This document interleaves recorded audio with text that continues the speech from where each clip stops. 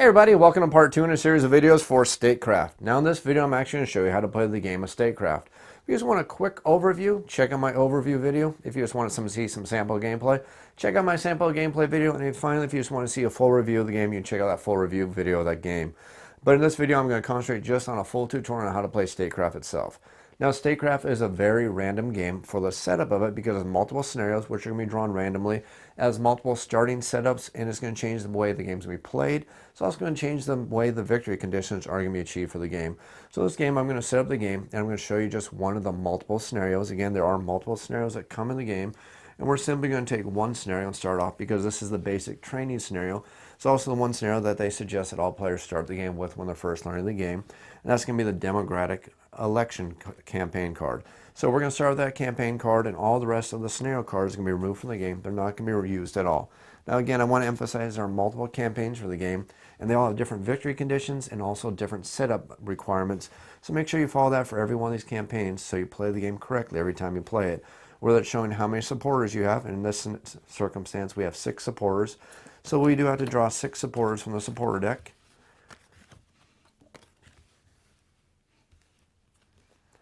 And any supporters not used are going to be simply removed from the game because we have these 6 supporters again adding to the amount of variety and replay for the game. These cards are going to be completely removed from the game. The next thing we need to do is every single player needs to draw a faction leader. Now every player gets one single faction leader, and it's going to be random. These are going to be shuffled up and every single player gets their own faction leader at the start of the game. And again, much like the supporter cards, all the unused cards are going to be removed completely from the game. Next thing we have to do is if we want a more chaotic, much more challenging, a little bit more random of a game, we need to figure out how many of the event cards we want to shuffle into the policies and actions deck. Now there's 30 of these cards in the game. You're going to add them in groups of 10 depending on just how random and chaotic and a little more challenging you want the game to be. I generally like to add 20 cards because I think 30 is a little bit too extreme. But I have had a lot of fun adding 30 cards. Just to let yourself know that if you do add all 30 cards, the game's going to have a little bit more randomness that players who appreciate more strategic play may not appreciate, while players who want much more strategy and less chaos and they don't like their strategies torn apart by random cards can remove these cards all the way down to 10, or if you really want, you can play with 0 of these. Either way, whatever you decide, whatever cards are not used are also going to be removed from the game. Every single player is also going to start with a hand of exactly 3 cards drawn from the policy and actions deck. And if you happen to get one of those event cards, make sure you put it back or shuffle it back in the deck because each player needs to start with exactly 3 of these policy and action cards. And you can tell the difference again because those event cards do have the purple back, so you can definitely tell when they're coming up in the policy and actions deck. Additionally, every single player needs to get one of these player boards, which is going to track the amount of their stats, reference their budget points, also the current round they're currently in, and also it's going to track the amount of socialism they have, the amount of free market capitalism, the amount of authoritarianism, and finally the amount of anarchy that their current cabinet is currently supporting. Every single player's budget starts on a 0. Everybody's turn marker starts on number 1, and everybody starts with exactly 0 in every one of these policies that they're going to use to start gaining the support of these supporters in an effort to win the game. And again, every single one of the scenario cards is going to tell you when the game ends. And this game end condition is going to end the game immediately. You're not going to finish the round. That's actually going to be the ultimate ending of the game as soon as somebody accomplishes that. And then finally, you're going to decide the winner based on the winning condition for each scenario. And just to let you know, there are multiple scenarios, like I said, and the winning condition and the game ending condition are not always the same. So you have to be careful that you don't end the game and end up losing the game because the winning condition is not something you're managing to meet. And again, you're going to see how many supporters you're going to have at the start of the game. And you're also going to see how many politicians you draw from the politicians deck every time somebody uses the higher politician action. I'll explain when we get to that point how that works, but just know that you're always going to draw that many cards from the politician deck every time you use that action. Again, that's always going to be based on whatever scenario you happen to be playing.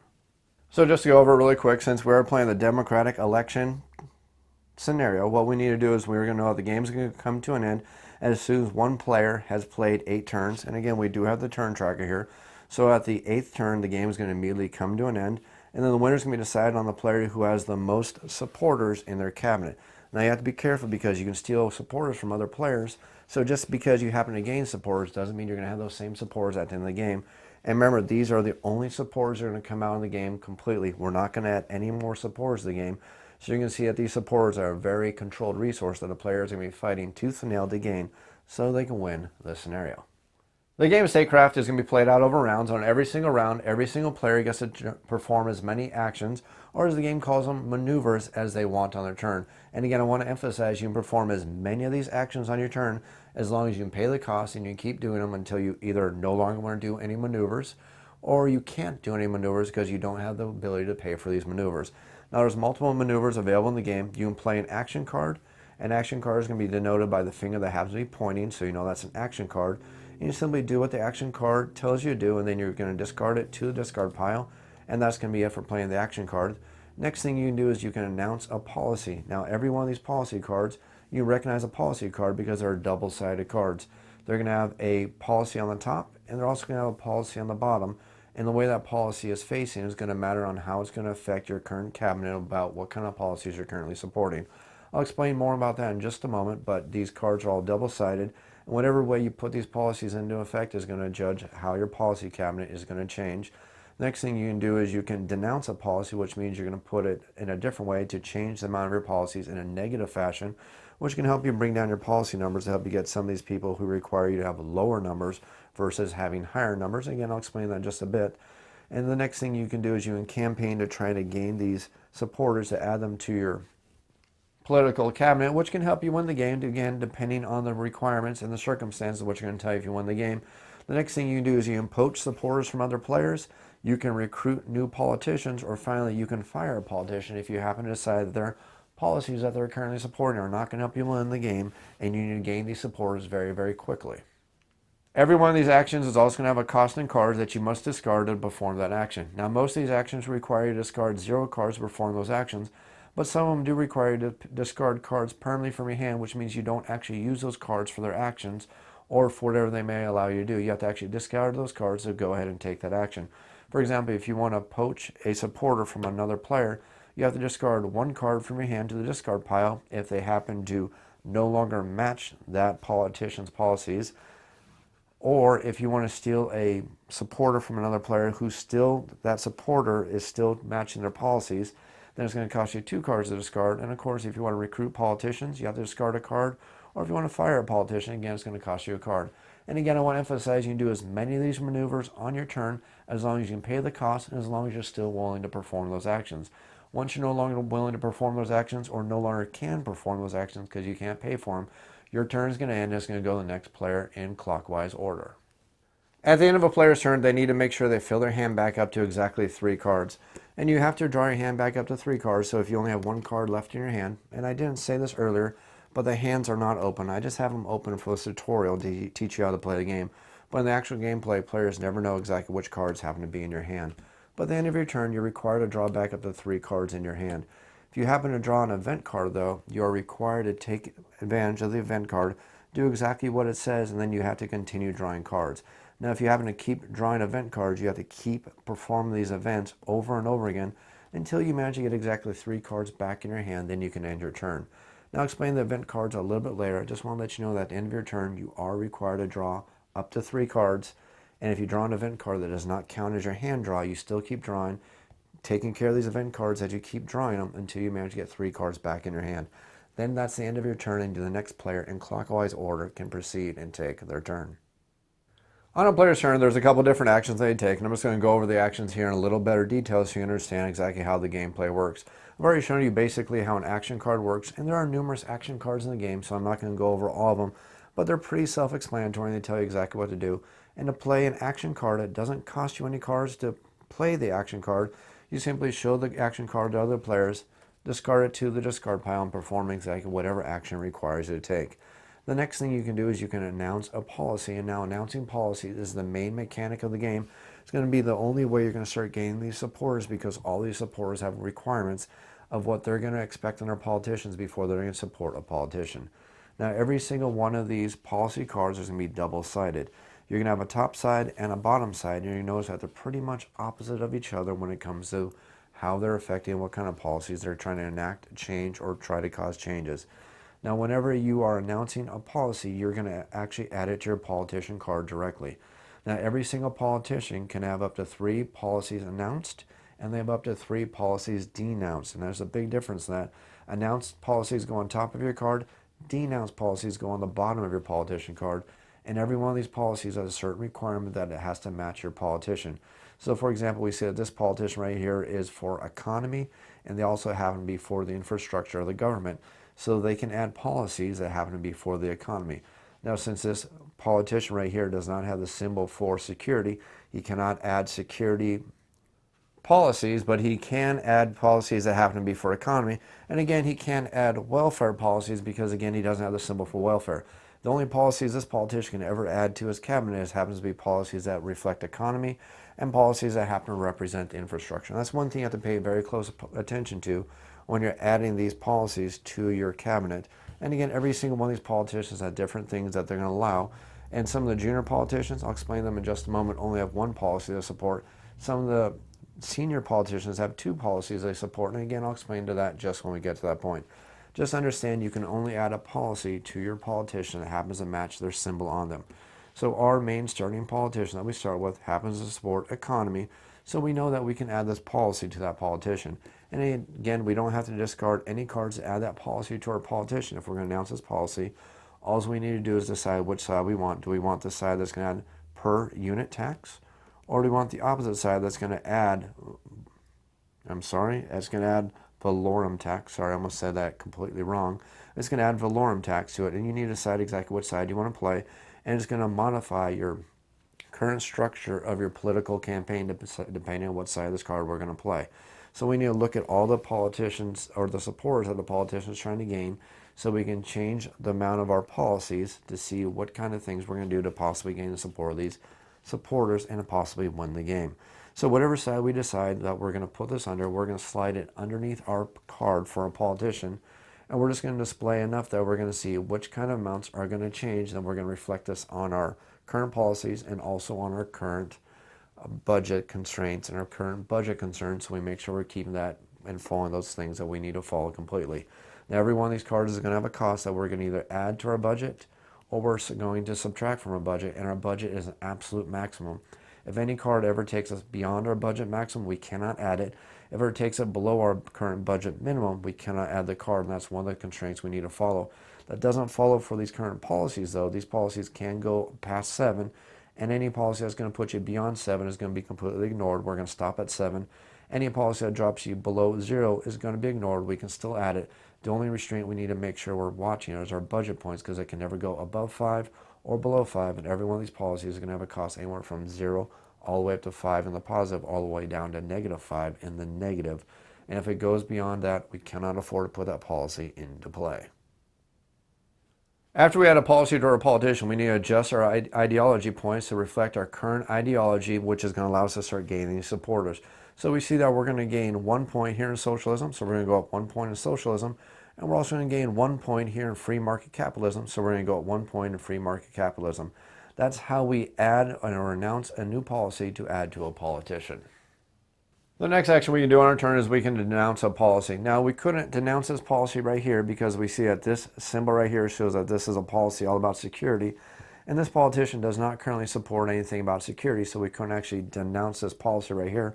But let's ignore that symbol just for a second, and if we decide that we were going to denounce this policy, and this was a policy that we could do, we'd simply place it underneath the bottom of our card, and we're going to do the exact opposite of what all these numbers show us to do. So since this would normally cost us 2 towards the deficit in our budget, and we're going to do the opposite of that, we're going to gain 2 more points, which means we can just barely do it because we're not going to go above the budget concerns. We're going to do the opposite of this. We're going to lose 1 point here on our free market capitalism. Remember, the absolute minimum you can do is down to 0. And next thing we're going to do is we're going to lose 2 points in the amount of anarchy that our current politician is currently supporting by bringing or by denouncing this current policy here. And we're going to see that the absolute minimum here happens to be 0 again, so we can't go down any further. So if we denounce a policy, we're going to put it on the bottom of our card, and we're going to do the exact opposite of the numbers. If we announce a policy, we're going to put it on the top of our card, and we're going to do exactly what the numbers show, again, making sure we don't go above our budget points. And remember that our ideology points are not absolute maximums. If we go above those numbers, we're going to ignore any excess. If we go below these numbers, we're going to ignore any excess. Remember, we can only announce 3 policies, and we can only denounce a total of 3 policies for a total of 6 policies that every single politician can support. And of course, we have to make sure we're paying attention to what kind of policies that politician can actually support with our cabinet. Next, we have the option to campaign for supporters. Now, this is where you need to match up your ideology with the amount that the supporters are requiring before they would join your political party. Now, every one of these supporters has a minimum and also has a maximum amount they can appreciate for any one of these ideologies. And if your campaign isn't currently supporting their ideologies, they're not going to join you. But an interesting thing to note that is that once they join you, even if your campaign ideology changes, they're never going to leave you unless they get poached by another player. So the goal is to try to get your ideology to match them, to gain them. Once you gain them, you can start changing ideology, but you must be careful because if you change your ideology too much, it's going to be very easy for your opponents to start poaching your supporters. So to see if you can gain a supporter, it's not going to cost you any of your cards to discard. And again, you can do as many of these actions as you want in your turn. So if you manage to adjust your ideology to gain multiple supporters, you can do that on one turn as long as your ideology matches for every one of those supporters.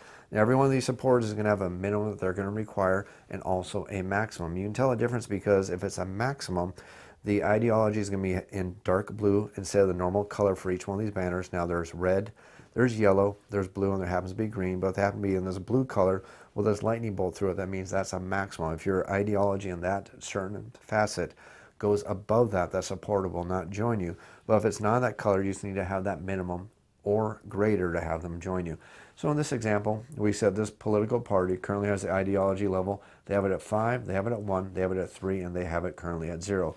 Which means if they looked over here at every one of these supporters, they can try to see if any of the supporters will join their political party. So we see that our socialism levels and our current levels in our authoritarianism happens to be 5 and also happens to be 3, which meets the requirements for the single parents to join us. And we see that we have at least 4, we have at least 3, and we can just take as an action, have them join our political party. But if we see all these other ones, we see none of these supporters match our current levels. If we look over here, we see that we don't have the amount of 3 for socialism, for free market capitalism for the charity workers to join us. We go over here for the chronically unemployed, we see that we definitely do not have at least a level 6 in the free market capitalism, so we know they will not join us. Although the rest of our statistics can almost make it, but they definitely will not join us. We can come over here to the retirees and see that while our amount in our socialism definitely meets it, they really do not care about free market capitalism, so we don't have to worry about that. We can also see that our current levels in our authoritarianism is not high enough, and we definitely don't have a high enough level on anachronism, so they're definitely not going to join us. And we look for the rest of the workers and see if they're not going to join us. So we could campaign, have these supporters join us, and they're going to stay with us for the rest of the game unless another player takes them from us by using the poach action. Now, to poach a politician from another player, we're going to have to discard a certain amount of cards depending on how much those people still like that politician. Now, those supporters are very happy with that politician, and that politician's current ideology still matches them. That means we're going to have to discard 2 cards to the discard pile to successfully poach them. And not only that, their ideology has to match our current ideology, otherwise we can't poach them at all. But if our ideology matches them, and the ideology matches still for the current politician, it's going to cost us 2 cards to steal them, and then we're going to add them immediately to our supporters. And if this supporter is no longer happy with this politician, and our current ideology matches what they're currently happy with, then we only have to discard 1 card to successfully poach them from the other player. Now, the important thing we have to remember here is that our ideology has to match what that supporter is looking for, otherwise we can't poach them at all. And if our matches our ideology, it's going to cost us 2 cards to discard. If they're still happy with their current politician, it's only going to cost us 1 card if they're not happy with their current politician anymore. That's the only way supporters will ever leave a politician. Even if their ideology drops to the point where they're no longer happy with that politician, they're not going to leave them unless they happen to get poached. The next action you can take is you recruit a politician to go in and join your cabinet. And the reason why you're going to want to do this is because, like we said earlier, the current ideologies that you support may not be all the ones you need to get all these supporters, so you're going to have to add other politicians to your cabinet. Now, to do this, you're simply going to discard 1 card to the discard pile, and you see that there's at the cost for recruiting. If we ever forget on these little helping cards right here, we simply discard that card, and we're going to draw as many politicians as the current campaign card tells us for the game we're playing. And it's going to tell us exactly how many cards we're going to draw from the deck. And then after we draw that many cards from the deck, we get to decide one of these politicians, and we're going to add that politician to our cabinet. Now, to be very careful here, because there's 2 different kinds of politicians. There are junior politicians and there are senior politicians. Now, senior politicians never join your cabinet directly. They only replace junior politicians. So if you happen to draw a hand of mostly senior politicians, it's going to kind of judge which card you're going to add to your cabinet. But if you get multiple junior politicians, you get to pick any one of them and you get to add that junior politician to your cabinet. Whichever politicians are not selected are going to go to the discard pile. They're not removed from the game, and if you happen to go through the entire politician deck, as with the event deck and also the policies and actions deck, you're simply going to shuffle it back up and go through this deck again. These are these are unlimited decks. You don't have to worry about them ever running out by filling up the discard pile completely. But any politicians not picked by, you're going to go directly to the discard pile, and the politician you take is going to be added to your cabinet. Now, you can only have a maximum of 4 politicians ever added to your cabinet, which means you have a total of 5, because we always start with 1 politician at the start of the game. And the politician is going to be added 2 on the right side, 2 on the left side, and the politicians are next to your main politician, are going to be called your inner circle. If you ever lose a politician from your inner circle, any politicians on the side are going to slide in and move to be your inner circle. So just remember the 2 politicians on each side of your inner circle, and the next politicians out to the side like that are not part of your inner circle. So if we happen to have these 3 politicians, these would be our inner circle. This politician would not be part of our inner circle. The final action we can take, and again that's going to cost us to discard 1 card from our hand, is we can fire a politician who happens to be part of our cabinet. Now if we ever fire a politician as part of our cabinet, they're going to go to the discard pile, and any policies attached to that politician are going to go directly to our hand. Now I must emphasize this. If we personally fire the politician, all the policies they represent are going to go to our hand. If we lose the politician due to another reason, when they go to the discard pile, all their policies that were attached to them are going to go directly to your discard pile. Very important distinction, but you must remember that when you fire them, you regain the policies. When they disappear due to events or other circumstances, all the policies are going to go with them to the discard pile. And again, at the end of the turn, you can never have more than 3 cards in your hand, so if you have more than 3, you must discard down to 3 cards. There's just a couple really quick points to cover, and then you pretty much understand everything there is to know about Statecraft. Now, the game of Statecraft, if you ever have a politician and you want to replace them with a senior politician, you can only replace them if at least one of their policies happens to match. So this senior policy or politician can replace this junior politician simply by placing them on top of this politician, and any policies that this politician represented earlier are going to be attached to this new politician. You do have to make sure that new senior politician does support all the policies underneath them, and if any of those policies do not match the policies for the new politician, any policies that don't match are going to be discarded, making sure you adjust your ideology and also your budget immediately for any policies that have to be forcefully discarded in that instance. The important thing to remember, though, is that you can never lose your faction leader, and of course you can never have a total of 5 members part of your cabinet. The 4 that you hire plus your original faction leader, those are the absolute maximums, and that's the reason why you may occasionally have to fire politicians and also may lose politicians due to events that may crop up. But remember, you can never have more than 5 politicians as part of your cabinet, and you can never ever lose your faction leader. And then there's only 2 really important things you need left to understand about the game, and you know pretty much everything you know about how to play Statecraft. The Incumbent card is going to go to the player who currently has the most supporters. Now, if no player currently has the most supporters, it's not going to move. It's going to stay stationary wherever it's at. So that does mean at the start of the game, as soon as one player gains a supporter, they're going to gain the Incumbent card, and they're going to keep it until another player gains more supporters than them and takes the Incumbent card directly from that player. And then finally, we have events and we have emergencies, which are going to crop up in the policies deck from time to time, which are going to affect all the players. Now, we have event cards and we have emergency cards, which are going to affect players a little bit differently. And again, there's only going to be anywhere from 0 to 30 of these cards in the deck, depending on how many you decide to add at the start of the game.